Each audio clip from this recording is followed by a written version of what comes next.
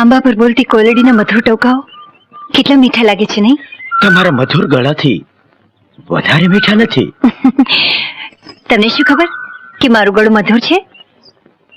હસમુખાને હેતાળવા વળી મનગમતા માનવીનો હસવાનો અવાજ જો એના હૈયાને હલાવી નાખતો હોય તો પછી એના સુરમાં બીજું અધૂરું શું હોય? એટલે હું તમને બહુ જ ગમું છું. માનો કે કદાચ હું હા પાડું તો હું કહીશ કે તમે મને નથી ગમતા. હા?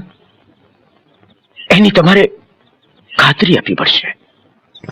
કેવી રીતે? હવે બોલો કે તમે મારી પ્રીતના રંગે નથી રંગાણા?